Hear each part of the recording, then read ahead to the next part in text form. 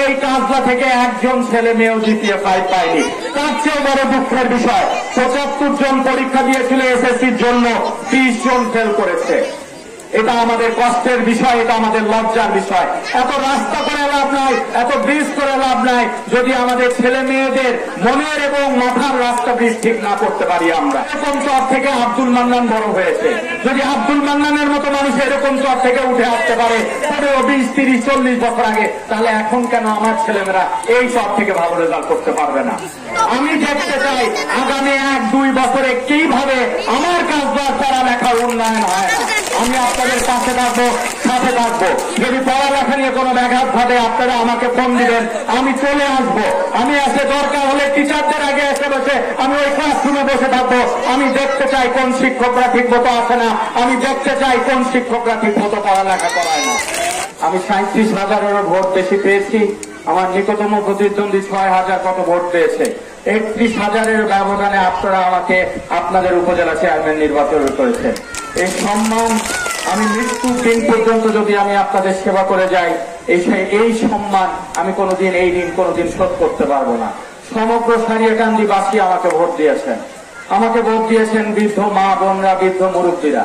ভোটের দিন ফুলবাড়িতে 70 থেকে 75 বছর বয়সী এরকম একজন মুরব্বীর হাত ধরলাম। ভোট সেন্টার থেকে উনি বের হয়ে আসছিলেন, উনি আমাকে দেখে গপ করে উনি আমার হাত ধরলেন, ধরে আমাকে দেখে বললেন যে তোমার বাবাকে 90 সাল থেকে ভোট দিছি, মান্নানকে 6 বার নৌকা মার্কায় ভোট দিছি, তোমার মাকে আমি 2 বার ভোট দিলাম এবং তোমাকে আজকে আমি ভোট দিছি। হয়তো আমার আর ভোট দেওয়ার সুযোগ হবে না, আর তোমার জন্য আমি দোয়া করছি যেন তোমার বাবা মা আমাদেরকে যেভাবে ভালোবাসে, যেন মৃত্যুর দিন পর্যন্ত তুমি আমাকে সেভাবে ভালোবাসো। আমি কামালপুরের 19 বছর বয়সী একটা যুবক আমাকে দেখে সালাম দিয়ে বলেছিল, ভাইয়া এটা আমার জীবনের প্রথম ভোট, আপনাকে দেখে আমার খুব ভালো লেগেছে, এই কারণে আমি আপনাকে ভোট দিয়েছি।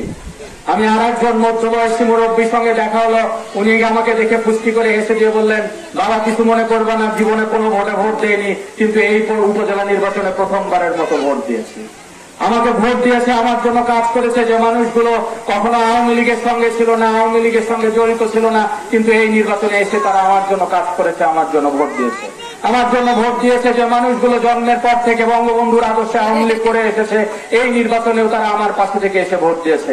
আমার জন্য ভোট দিয়েছে যে মানুষগুলো বিগত 6 ইলেকশনে আব্দুল মান্নানের সঙ্গে ছিল, উপনির্বাচনে শাহজাদা মান্নানের সঙ্গে ছিল, কিন্তু কোনো না কোনো কারণে বিগত জাতীয় নির্বাচনে তারা শাহজাদা মান্নানের সঙ্গে না থাকলেও এই নির্বাচনে এসে তারা আমার জন্য কাজ করেছেন, আমার জন্য ভোট দিয়েছেন সংস্কার দিয়ে এলাকাবাসী।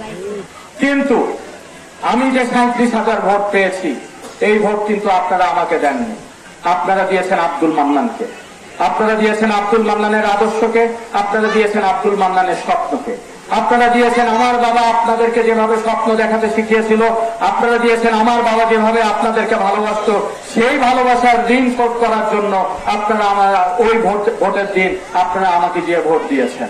আমি শুরুতে যেটা বলেছি, মৃত্যুর দিন পর্যন্ত যদি আমি আপনাদের সেবা করে যাই, এই ঋণ কোনোদিন আমি শোধ করতে পারবো না।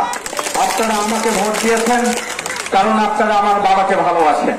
আমি আজ তার সন্তান হয়ে আপনাদের সামনে এসে দাঁড়িয়ে ওই একই কথা বলছি, যে কথা আমি জাতীয় নির্বাচনের সময় বলেছিলাম।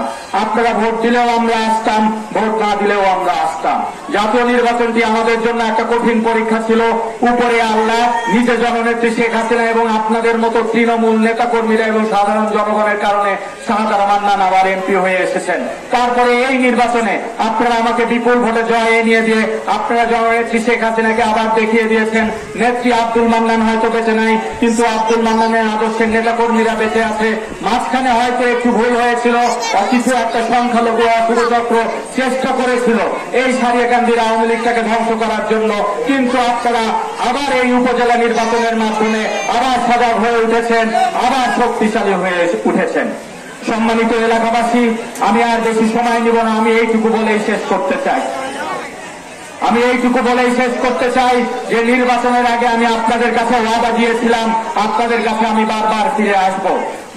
2 দিন আগে আমি শপথ নিয়েছি, 2 দিন পরে আমি প্রথমবারের মতো উপজেলায় বসবো, তখন থেকে আমার কাজ শুরু হবে। আমি আব্দুল মান্নানের সন্তান হয়ে, আপনাদের সন্তান হয়ে আমি কথা দিচ্ছি, আমি বারবার আপনাদের কাছে ফিরে আসবো।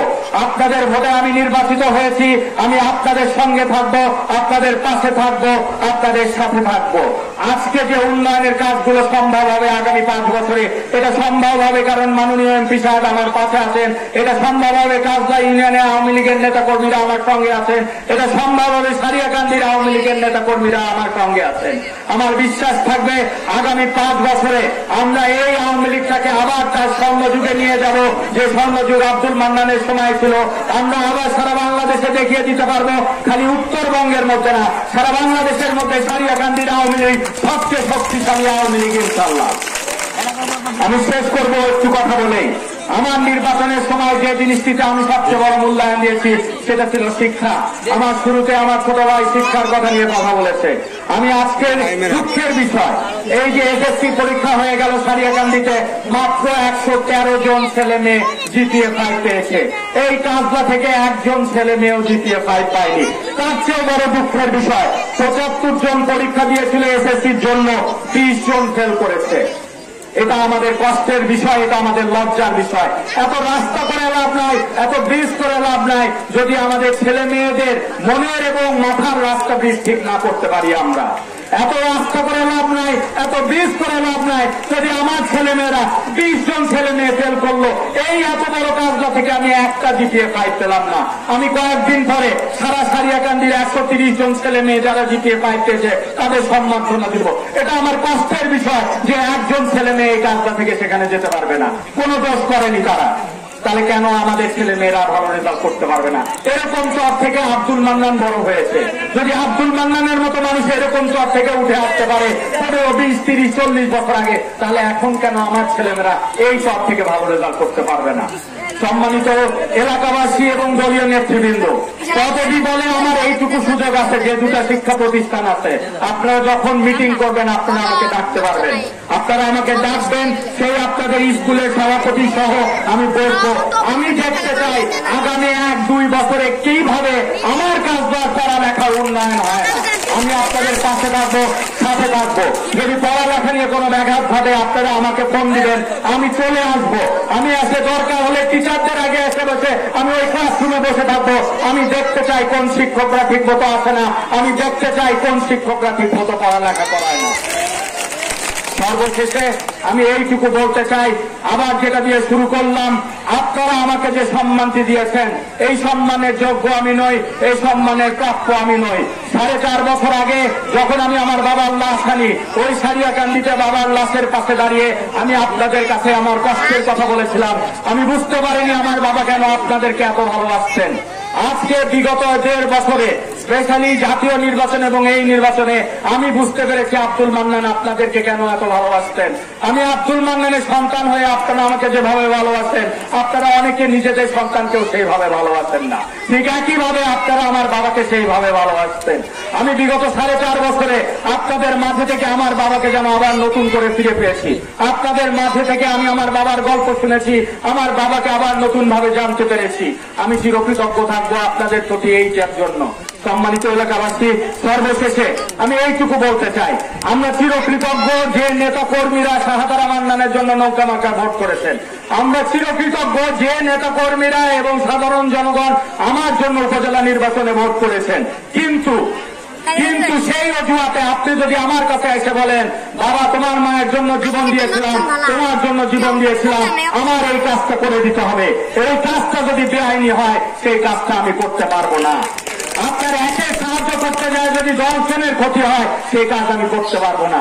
আমি কৃতজ্ঞ আছি যে আপনারা আমাদেরকে এই পজিশনে এনে দিয়েছেন, কিন্তু সেইটার অজুহাতে আপনি যদি একটা বেআইনি কাজ করতে বলেন, একটা অনিয়ম করতে বলেন, সেটা আমি সাখাওয়াত হোসেন সজল আমাকে দিয়ে সেটা কোনো সময় সম্ভব হবে না।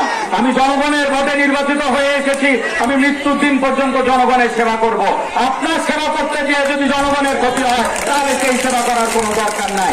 আমার বিশ্বাস থাকবে, স্পেশালি আমি আমার দলীয় নেতা কর্মীদের বলবো, আপনারা কখনো এইরকম অজুহাত, এইরকম জিনিস আমার কাছে যাবেন না যে জিনিসটা আমাকে বেআইনি ভাবে কাজ করার জন্য আপনারা আমাকে বলবেন। আমাকে এইভাবে ছোট করবেন না, নিজেদের এইভাবে ছোট করবেন না। সম্মানিত এলাকাবাসী, আপনাদেরকে শেষে এইটুকু বলবো, দরকার হলে আপনারা আমাদের দলের নেতা কর্মীর সঙ্গে কথা বলবেন, যখন যেটা দরকার হবে আমরা চেষ্টা করব।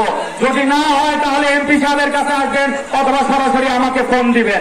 একবার ফোন দিয়ে ফোন না ধরলে 10 বার দিবেন, 10 বার ফোন না ধরলে 20 বার দিবেন। অন্তত এইটুকু অধিকার আছে। যদি ফোন নাও ধরি, যখন রাস্তায় দেখবেন আমার গাড়ি আটকাবেন, আমার মোটরসাইকেল আটকাবেন। আপনাদের ভোটে আমি এই চেয়ারম্যান হয়ে আসছি, অন্তত এইটুকু আপনাদের অধিকার থাকবে, ফোনে হোক মুখোমুখি হোক আপনার সঙ্গে আমার কথা বলা।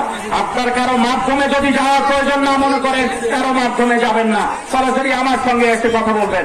মাঝে মাঝে কি হয়, মাধ্যমে গেলেই খরচ বেড়ে যায়, কথা ঠিক কিনা?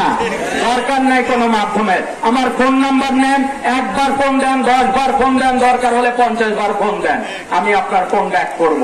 সকল সমস্যার যে সমাধান হবে তা কিন্তু না, কিন্তু অন্তত আপনার সঙ্গে কথা বলে বলবো, হয় এটা করতে পারবো, না হয় এটা করতে পারবো না। নির্বাচনের আগে আমি আরেকটা ওয়াদা করেছিলাম যে প্রত্যেকটা ইউনিয়নে 12টা ইউনিয়ন আর আমার পৌরসভা 13টা ইউনিয়ন, প্রত্যেকটা ইউনিয়নে কিন্তু একদিন করেও সময় দেওয়া যায়। আমি 3 তারিখে অফিসে আসতেছি, তারপর থেকে কিছুদিনের মধ্যে আমি জানিয়ে দিব প্রতি মাসের কয় তারিখে আমি কাজলায় আসবো, কোন জায়গায় বসবো। আপনাদের টাকা খরচ করে নদীর ওই পারে যাওয়া লাগবে না। অন্তত মাসে একদিন আমি হয় আপনার বাড়ির উঠানে অথবা এখানে একটা টেবিল নিয়ে বসবো, আপনাদের সমস্যার কথা শুনবো। সকল সমস্যার সমাধান করতে না পারলেও অন্তত যে সম্মানটা দিয়েছেন এত বিপুল ভোটে জয় এনে দিয়ে, সেইটুকুর কারণে আপনাদের পাশে এসে থাকবো। সর্বশেষে আপনাদের কাছে আমি এইটুকুই যাব, আপনারা আমার জন্য দোয়া করবেন। যতটুকু পারি সেটা যেন সততার সঙ্গে করি, যেটাই করি না যা কেন যেন সেটা নৈতিকতার সঙ্গে করতে পারি। এ বলে আমি আমার কথা শেষ করছি। আসসালামু আলাইকুম। জয় বাংলা, জয় বঙ্গবন্ধু।